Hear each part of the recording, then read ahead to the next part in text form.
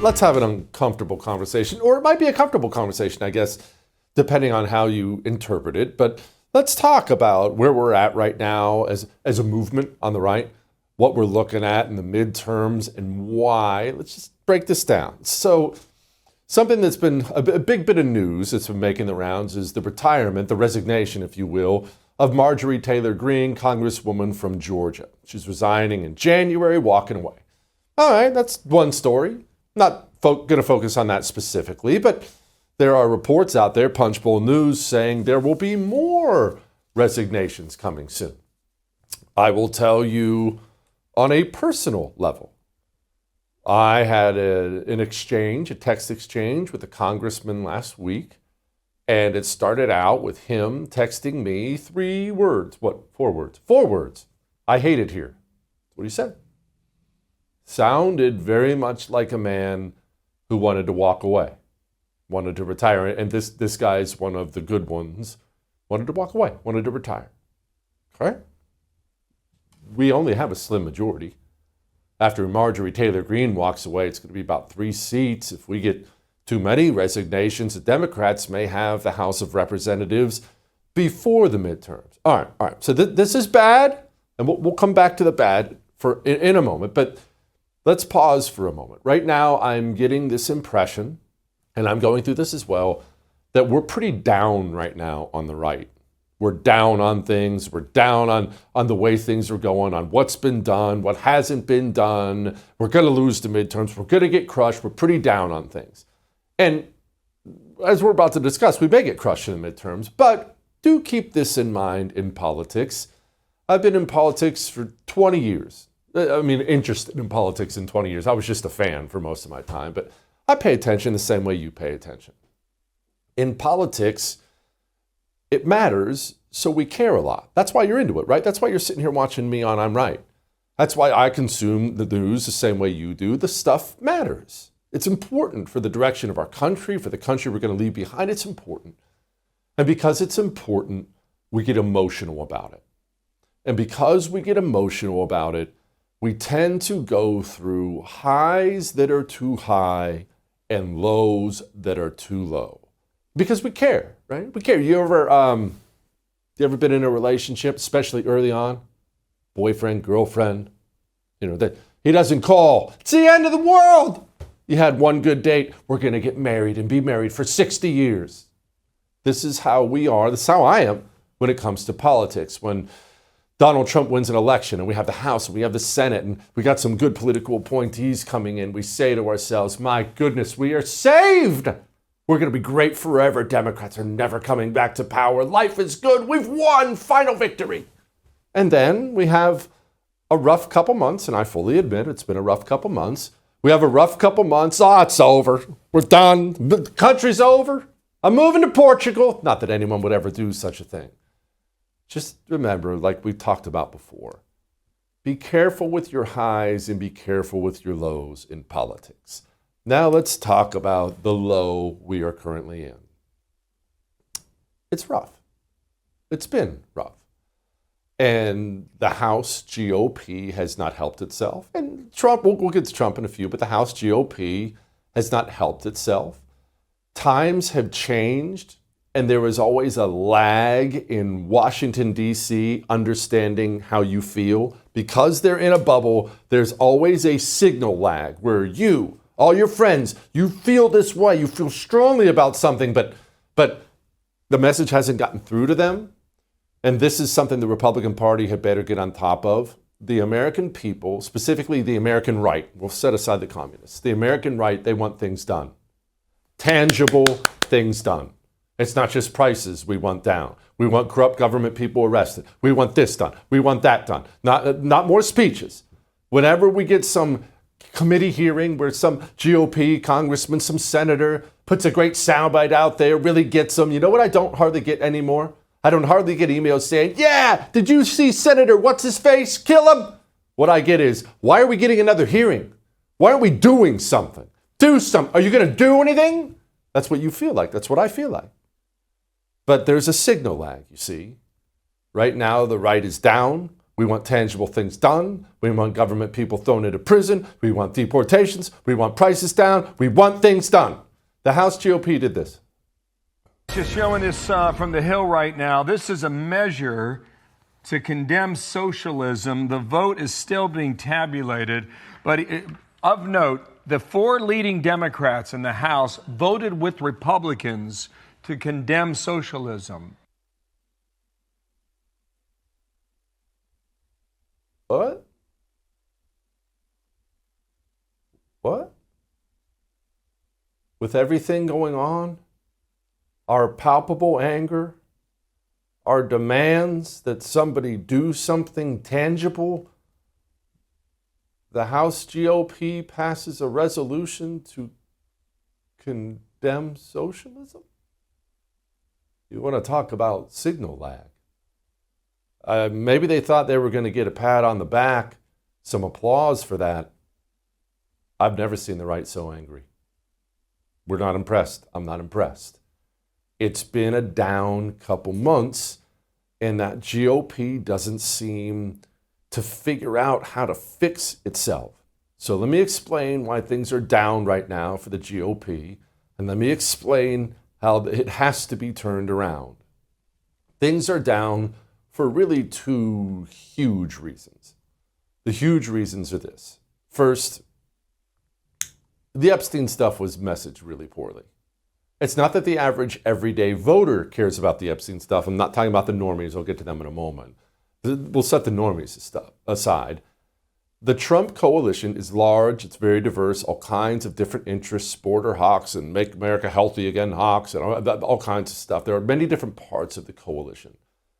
But almost all of the parts want wealthy, powerful pedophiles exposed, right? And maybe that's in the files, maybe it's not. We don't know. We don't know that it's been kept from us, but it looked really bad when Trump decided to come out and say, shut up and stop talking about it. That was terrible messaging. Terrible. The Epstein stuff, from the Pam Bondi binders that didn't have anything new in them to Trump yelling at everyone to shut up about it, looked bad. It deflated the right. It deflated the base. It looked bad. That hurt. Now, with normies. Normies don't focus on Epstein. Normies are out there today. Maybe you were doing this. I'll tell you what, I did this before I came in. Maybe you were out there buying Thanksgiving supplies today. Normies can't afford food. They can't afford the power bill. I just had to replace an air conditioning in my home a little while ago. It was $9,000 to replace an air conditioning. People can't afford to live. If you're wondering why Democrats currently have the largest lead they've had on the generic ballot since 2017, it's not actually because of Epstein stuff. It's because people can't afford things now. And Trump was elected into the White House because life had become unaffordable. Now, if you're saying it's unfair to expect him to fix that in a year, I totally agree. Totally agree. I'm not laying that at his feet. But people are not going to be satisfied at their kitchen table because of resolutions against socialism. Prices have to come back down. Me, you. We remember what it was like 4 or 5 years ago when prices weren't like this, when we could afford more things. We remember. That's just like yesterday. We remember. So they're still up. We're still not happy. That's why the White House, to their credit, is starting to message things like this. I think 2026, thanks to President Trump's signature plans, is going to be a great year for working Americans, for the markets. It's going to be an absolute blockbuster year ahead. And one of the signals you just mentioned, the jobs report, that was double the expectation, the blowout jobs report. We've got GDP now for the last 2 quarters, almost 4% on average, maybe even a little bit above. And we're going to have a little bit of a hiccup in the 4th quarter because of the silly shutdown. But then things are really lifting. Okay? Things better be looking up. Right now, the American people don't feel that. Telling them help is on the way, jobs are coming, that works, but they better get here because that's really going to go to how we go with the midterms.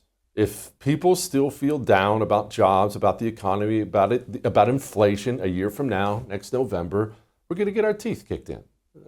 Now back to the right. Remember when Pam Bondi came out, the James Comey stuff? Remember when she said this? People have to be held accountable. No one, Sean, is above the law. No one is above the law. And you will be held accountable. And, you know, a very liberal grand jury in one of the most liberal jurisdictions in the country just indicted James Comey. Now, we know, of course, we have to go to trial. We'll have a great trial team. And everyone, of course, is innocent until proven guilty. However, we are going to trial in this case, and this is just the beginning. Yeah, judge just dismissed it. Judge, one of these commie judges, just dismissed the James Comey stuff, the Letitia James stuff. And I know Pam Bondi, look, she went to the cameras after this, is what she said. We'll be taking all available legal action, including an immediate appeal, to hold Letitia James and James Comey accountable for their unlawful conduct. What is your reaction to his statement? I'm going to keep going on this. I'm not worried about someone who has been charged with a very serious crime. His alleged actions were a betrayal of public trust. Right. Doesn't exactly fill you up with confidence that those two criminals are going to burn. So let's just have it out. A significant portion of the Trump coalition voted for Trump in part, not majorly, but in part, because we wanted to see powerful people finally go down for their crimes. Now, maybe we can make all the excuses in the world. This was a Clinton judge. It was this jurisdiction. But all that stuff may be totally justified. And we're going to get into the details of it with Bill Jacobson in a moment. But just like the vote to condemn socialism, we don't want more press conferences. We don't need more Fox News hits. I mean, those are fine, but it has to be followed up with tangible things. I know there's a DC to us signal lag, so everyone in DC watching right now, please hear my words. We need tangible things now. The days of emails, of these stupid text messages you send us all. I need help putting James Comey away. Send $15. We're tired of it. And you're going to deflate the base so badly that we're going to sit at home in November. I mean, I know you won't, I won't, but lots of it will. We have got to get this turned around. It's a down period of time. Not saying it's going to last forever, but we do have to turn it around. All that may have made you uncomfortable, but I am right. I love chips. I'm a chip freak. I can't help it. I wish when I snacked that I was seeking out anything else, but I just have these blinders on and I go right for chips. Now, that's generally bad because most chips are terrible for you. They just are. I heard about Massa chips from my buddy Mike quite a while ago. He was telling me you're going to love them, but he's one of these health freaks. So I thought the same thing you're thinking right now. Oh, they're going to be gross. Think about 3 ingredients. How good can it be? Best chips I've ever had in my life. My young junk food loving son prefers them over any other chip. When we get a box to the house, if I'm not home, he will take it to his room and hide it from me. That's how delicious these friggin' things are. Go try a few bags of Massa chips. They're your new chip and you can eat them guilt-free. massachips.com/JesseTV.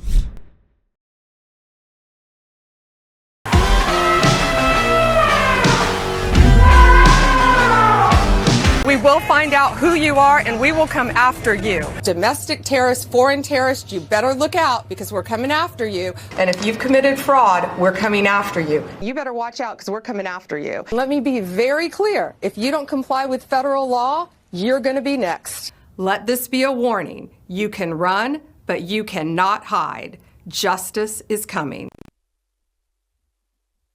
Big talk that doesn't get delivered on. Very similar to the Michigan Wolverines. Joining me now, Steve Deace, host of the Steve Deace Show.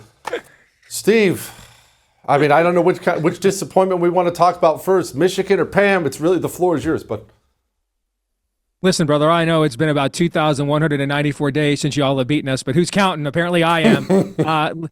Listen, Pam has been she's just been a colossal disappointment.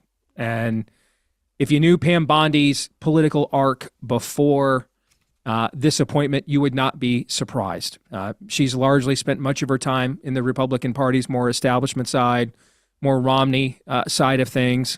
And I think had just kind of figured out, there's a lot of Republicans in the last few years, Jesse, that have cynically figured out that if they genuflect to the personality of Trump on a few things, they can advance their careers beyond what their worldview stated they deserve. Sort of a reverse Peter principle, if you will. You rise to the level of your own slurpage. And she's indicative of that. Now, my hope is, when they brought Andrew Bailey in underneath her a few months ago, that they were setting him up to take her place. Andrew Bailey is the former attorney general at Missouri, did a great job there. He's the one that I believe got Anthony Fauci under oath in that incredible deposition. I'd urge every member of your audience to go back and read from a couple of years ago. He has to be an upgrade just by the process of osmosis. I mean, he doesn't have to even be good at this. But the current meme going around of Pam Bondi, and it says, I seriously thought about arresting somebody recently, is a pretty good summation of what the entire year of this DOJ, from her to Cash's FBI, what really just, to me, the biggest disappointment of this year. And I don't even think there's a close second. Steve, I've heard the same rumors, Brianna Morello and others reporting that Andrew Bailey may be bouncing her out, which would be just fine from me. Honestly, while I'm really down on her and the DOJ in general, that at least should tell us that the Trump administration is sensing that we need tangibles, right? We don't need another press conference. We don't need another resolution condemning socialism. The right has had just about enough of that. Someone better be in an orange jumpsuit. I don't disagree. I mean, and I think, there's a tension here, brother, in that, clearly from the way that Trump laid down markers right after the election. I mean, go back to election night. If anybody could have taken, an obnoxious victory lap, they literally tried to murder the guy after they tried to put him in prison, and he beat him anyway. And instead, on election night, he really did not make it about himself at all. He talked about RFK Jr. and the people he wanted to appoint and what he wanted to do for the country. In sharp contrast to his first term, you remember the first big fight we had in his first term was over whether more people came to his inaugural than Barack Obama's. And then he came right out with a serious policy agenda and acting on it executively, again, in sharp contrast to the first term. I think clearly he wanted to demonstrate, listen, I learned some lessons. I'm ready to govern. I'm ready to lead. And I think particularly the first 6 months of this first year were really, really strong because of that prep. And what was the other big criticism of the first term? The revolving door of people in and out. Remember Anthony Scaramucci and Omarosa when they were a thing for 10 minutes, right? And so I think that, especially for a high profile position like AG, you don't want to make it look like, I'm throwing that person out right away the first time they disappoint me. And then that narrative again that, we're kind of unsettled and don't know what they're doing. But I mean, at this point, I got to be honest with you, Jesse. I just think Kash Patel's lying to me every time he talks, either commission or omission, like every single time. Okay. His body language, like on every statement, is terrible. Pam Bondi's inaction has been terrible. And I think now those two people have gotten almost an entire calendar year. I can't believe there's anybody who thinks that they have not been disappointments. I think I would just move on. Okay, Steve, now obviously I'm feeling what you're saying. Everyone watching is feeling what you're saying, that we try to attempt this. Are we asking too much? Meaning, Pam Bondi, who I'm not a fan of, what's she supposed to do about the fact that a communist judge was installed and tossed it? That all these systemic things have been put into place to make stopping the system, changing the system, maybe not impossible, but slow and very, very difficult. And maybe after a year, are we getting too impatient too fast? I think that's on a case-by-case basis, because you're right. There is a systemic problem here. But to me, this woman's credibility was hit the 2-minute warning in February when she took a lot of our brightest influencers and basically provoked them to tarnish their own credibility with the stupid binders of the Epstein files. And the whole thing's been just downhill from there. Going, how many times did she go on Fox News in the nights prior to that event back in February to say they're on my desk right now. I'm examining them right now. The target, it's a target-rich environment of people that could be arrested, and maybe arrested so that you don't have to go through a Trump or a Democrat-appointed judge or a D.C. court. How about the FBI is under her purview as well. You have these heroic whistleblowers like my friend Stephen Friend that we were told on August 27th we're all getting reinstated, and now there's been no further action or announcement on that whatsoever. I mean, there's just been too much dishonesty and too much incompetence that I think that, you've reached a point of diminishing returns here. And if anything, maybe you've set a successor up to be successful in light of the systemic challenges we face with the swamp, like you just said, because the current rate of accomplishment is so low. I think you've just got to cut and run. I think if she were a stock man, you got to pump and dump. You got to move on. I mean, this just isn't going to work. You can't go into another calendar year with this. Okay. Steve, everyone, right? The midterms are starting to be on people's minds right now because we're a year away. And the general feeling is, Trump has basically said it himself, that we are going to get our teeth kicked in the midterms. Generic ballot looks bad. Prices are still too high. All the stuff that's true. Can we change that? Can we reverse it? Can it be done? Is it possible? It is. Now, there's only certain factors we control here. All right.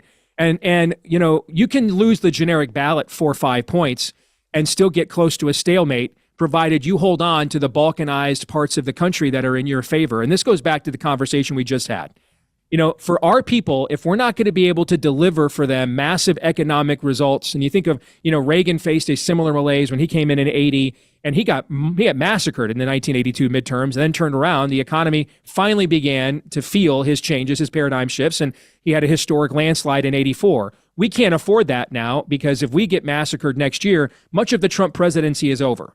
Trump will be facing impeachment every day. The cabinet appointments we love the most, Hegseth, RFK Jr., all those people, they're all facing impeachment inquiries every single day. Much of the domestic agenda, whatever you think should have is too slow, it grinds to a complete halt if we lose. So we have to control what we can control. What we need is our base max lit. We need them max unified. We need them to max turnout, because you're right. We really can't ultimately determine everything about the economy that will change swing and normie voters. Where we get massacred is when we're +5 on the generic ballot, and then you see what happened to Winsome Sears. What happened to Winsome Sears, third largest county in Virginia, Loudoun County, Virginia, Jesse, she only got 62% of the people in that county that voted for Trump in 2020. Her Democrat opponent got 84%. That was the whole election right there. We have to turn out our base. If we cannot deliver mass economic records, then the other stuff our base cares about the most, transparency, accountability, election reform, that's the stuff we have to deliver on, so that our base, because what happens is our base looks at that and says, we're already going to lose anyway, so screw these guys. They didn't get me what we want. I'm staying home, and Trump's not on the ballot anyway. And that's how the entire nation begins to look like the Winsome Sears race. That cannot happen. We have to control what we can control. What we can control is delivering on some of these things I just mentioned: transparency, accountability, election reform, delivering on those things for our people. And then ultimately, you do whatever you can with the economic messaging. If Trump is not on the ballot, which he's not going to be on the ballot, not in 28, not in 26, if Trump's not on the ballot, do we have what it takes to motivate our base, or is our base just used to voting for Trump, and that is what it is now? That's why, again, these issues are so important. These issues are like proxies for Trump. These are not issues the Republican Party cared about ever prior to the ascendancy of Trump. So the issues of accountability, all right, transparency, these are issues, election reform. These issues are unique to Trump as a brand. They're the closest we get to getting Trump on the ballot, is to be strong on these issues. And we can't just say, well, if you elect us again, we'll get them done, when you had the votes to get it done this time. We need a record of accomplishment on those issues so that Trump can then go out all over the country next year and sell our people on, hey, we delivered on those fronts. He is a symbol of disruption. Those issues are manifestations of the disruption he's a symbol of. And so it's the closest we get, because if we don't deliver on those, you end up with the other factor, which is not Trump not on the ballot, but the other side is still driven by him to show up in mass. And then our side is depressed in result. And that's how you end up with a massacre. So we have to deliver on those three issues because they're proxy issues for Trump and his political brand. Steve, thank you, my friend. I appreciate it. I love hot chocolate. I mean, what red-blooded American doesn't love hot chocolate? But I love it a lot. And my hot chocolate in my house is pretty special. It's Dream Powder from Beam. You know that's what it is, right? It's hot chocolate. Now, yes, it's going to give you the greatest night's sleep of your life with natural things. No drugs. No drugs. It's got reishi and magnesium and melatonin, all these things in it. But it's just a delicious cup of hot chocolate. Mine is cinnamon chocolate. I sip on it half hour before bed, sitting there, reading a book, watching something on TV, and then you just kind of get a little sleepy. And you go drift off to sleep and have the best night's sleep of your life. But the waking is the more important part. Because it's drug-free, you don't wake up like a zombie. You wake up refreshed. Go find out what I mean. Shopbeam.com/Jesse Kelly.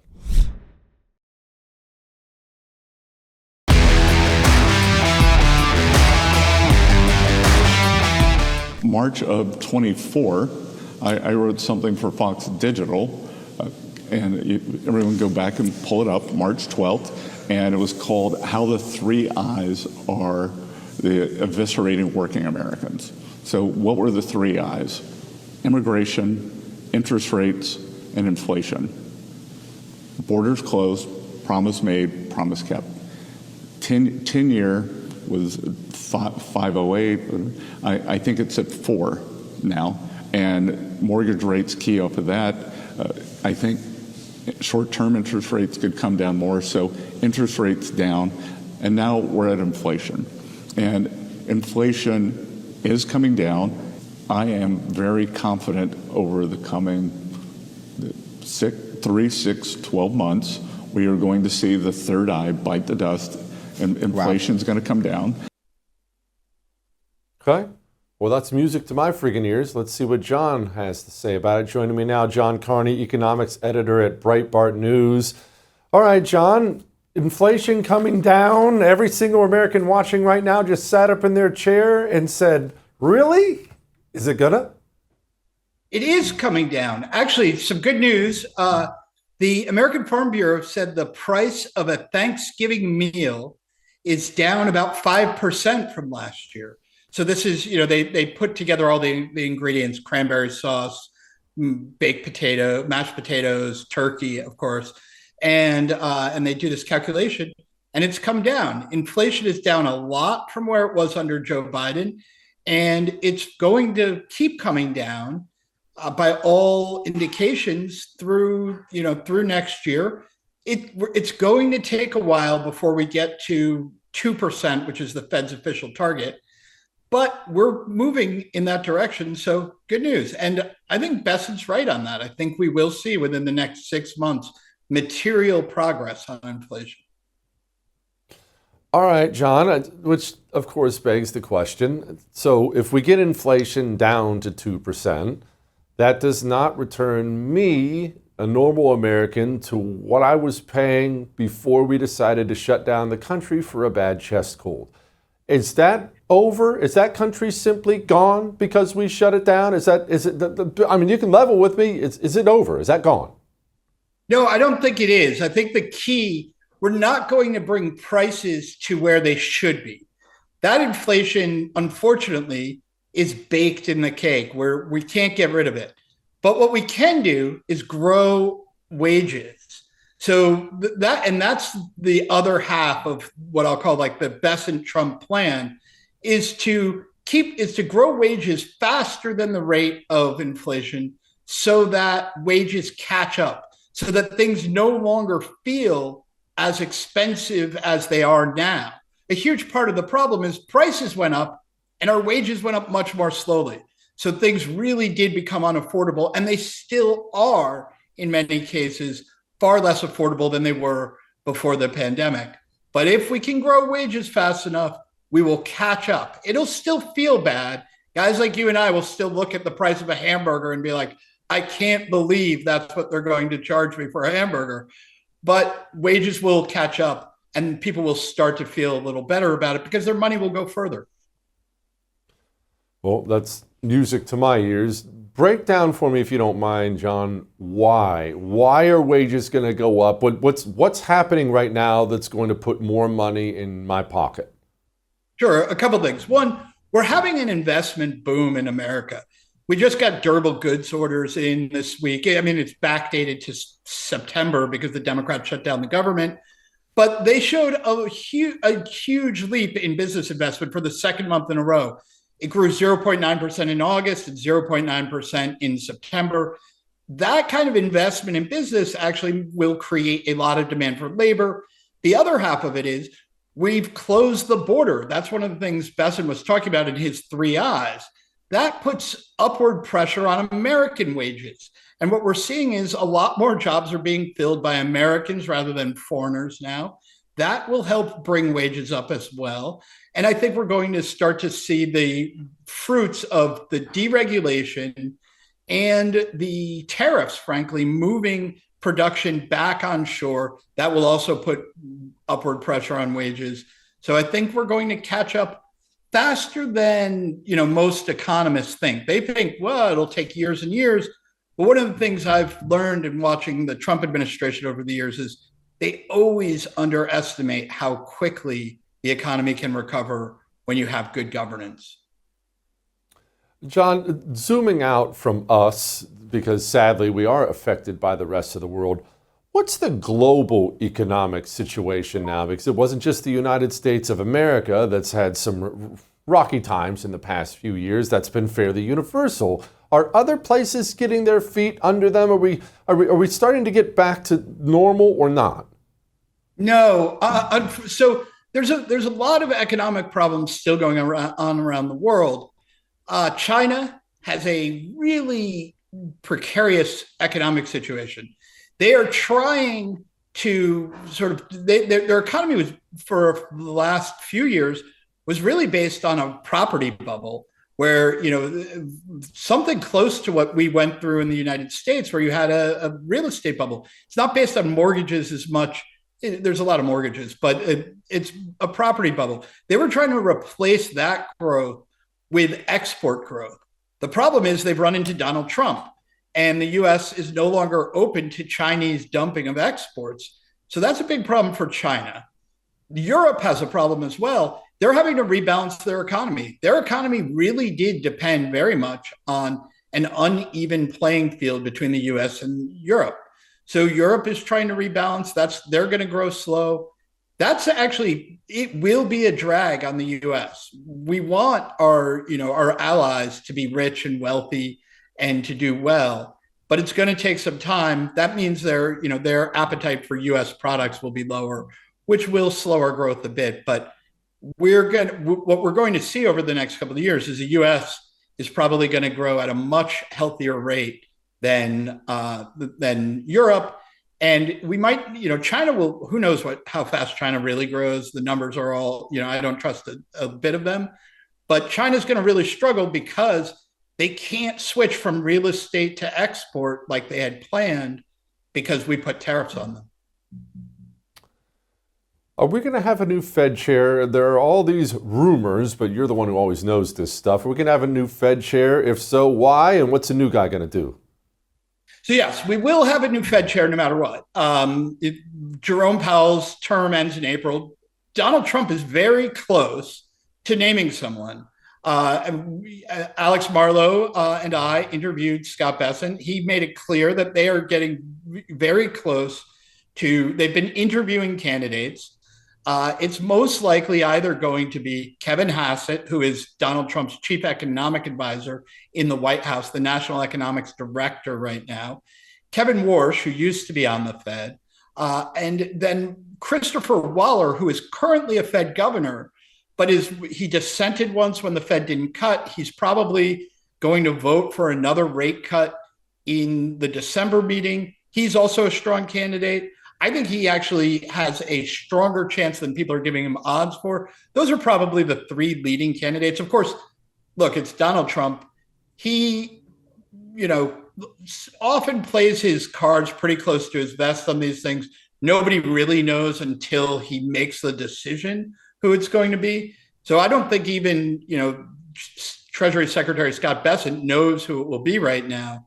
We'll have to wait to see what Donald Trump says. He probably wants to say something, though, before Christmas, is what I'm hearing. Well, how about that? We'll take that. John, you have a happy Thanksgiving, my friend. I appreciate you. We have a crisis in the United States of America, and I'm not talking about inflation, although that's bad, illegal immigration, or any of the other things we talk about all the time. We have a crisis that's inside us, testosterone. This is something we must have as a country. Without it, you're not going to make it. We've lost half of our testosterone in 50 years. Because of all the estrogen in the waters, we're showering in it. It's a disaster. It's a national crisis. Chalk is out there to turn it around, to give you energy again, to have you feeling good, have your mind working well all day long. That's what Chalk can do with natural herbal supplements, not drugs, not needles. I take a male vitality stack from Chalk every single day. Take it with breakfast. Do the same, and in 90 days, you're going to send me an email thanking me. Go to chalk.com/JesseTV and get a subscription today.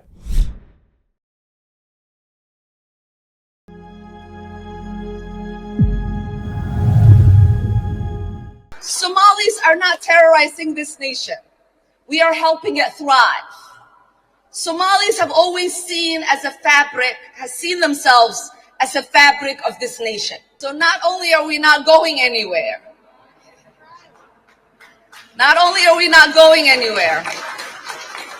we are not going to allow anybody to make us feel less Minnesotan or less American.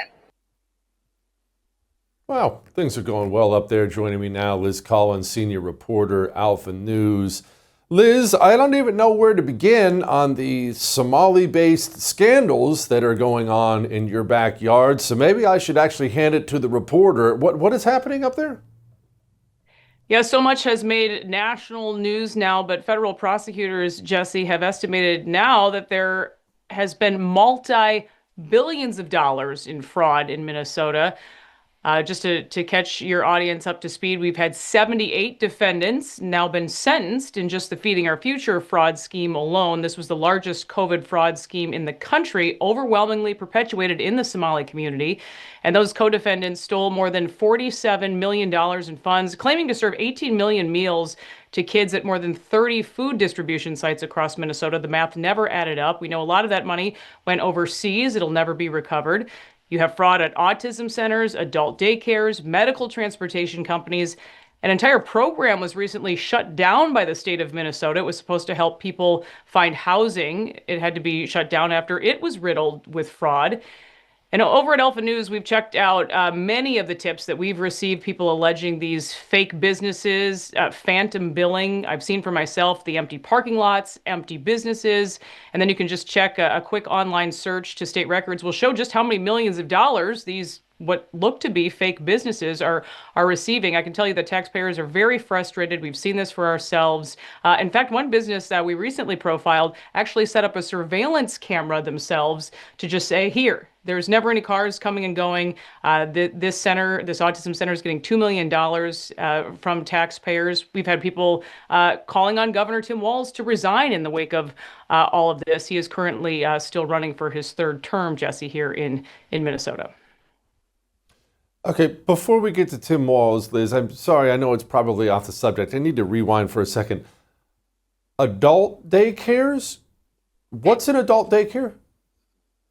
You know, it's funny. That's what federal prosecutors have asked again and again. They've never even heard of this type of business, but these have exploded in Minnesota. We've checked some out many times. Often there's nobody there, or I've actually gone into some. There's been people, just a few people sitting on a couch, and yet online they'll be advertising all these great activities that they take these older adults to. That doesn't seem to be happening into the stories that we've looked at, but certainly a lot of questions. It seems that there should be some safeguards put up on the front end rather than looking for this money after it's long gone.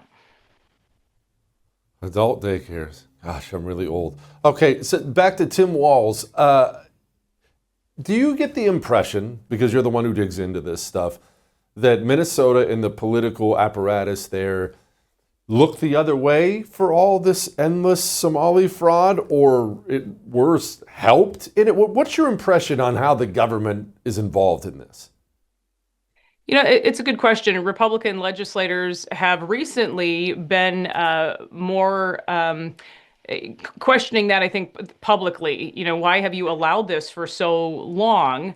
Especially now with this explosion of all of these frauds, it seems almost at the same time. And again, we're talking about billions of dollars that have been built from taxpayers at this point. We have the Attorney General of Minnesota, Keith Ellison, who has been very quiet when it comes to fraud in Minnesota. Instead, it's been federal prosecutors taking these cases on. And then, this, I think, made national news just recently with President Trump announcing he's going to terminate temporary protected status, that TPS for Somali immigrants specifically. That's a little bit more than 400 people.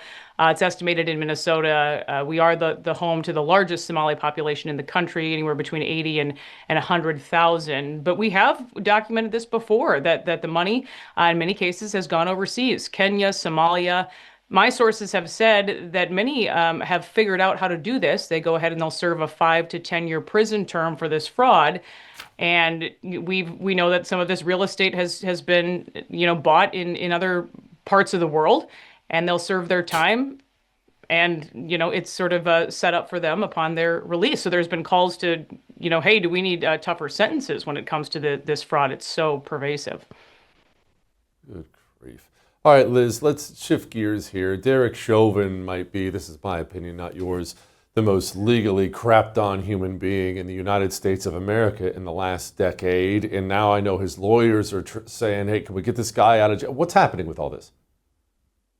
Yeah, Jesse, also something that has taken place on Governor Tim Walz's watch. We talk about fraud, but fraud to me also involves lies, certainly a lot of them told in this case. But we have the latest developments with Derek Chauvin's case, this new court filing in support of a post-conviction relief for Derek Chauvin. It's a 71-page petition filed in Hennepin County Court last week, now alleging prosecutorial misconduct. It's basically Chauvin's last line of defense.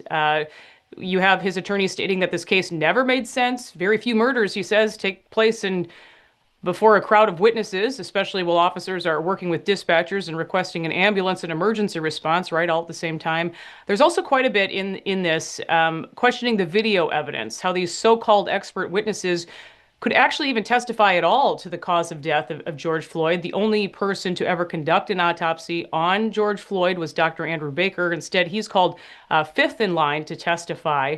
And he talks about how there's no asphyxiation at all that George Floyd suffered from. And in fact, his findings are cardiopulmonary arrest, that George Floyd, in fact, died of a heart attack.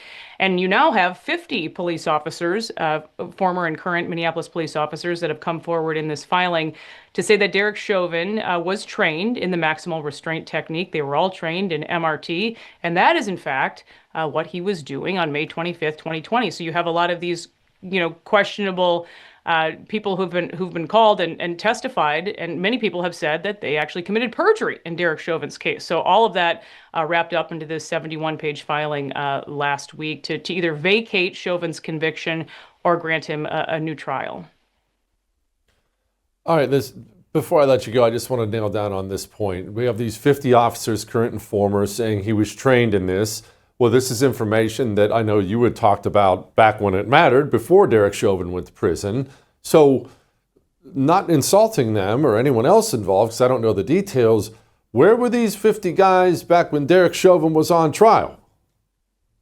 Well, what's interesting is the judge did not allow MRT, the maximal restraint technique, to be discussed at trial at all. They said that Derek Chauvin he didn't sign his name in the last time it was trained during MPD, but training. But I think it only adds to the spotlight on the judge in this case, Judge Peter Cahill, who has since retired. But there were many questionable rulings that he made. I've always said in the case, Jesse, it's more about what the jury was not allowed to see in Derek Chauvin's case, rather than what they were. Liz, happy Thanksgiving to you. Appreciate it. I'll see you tomorrow.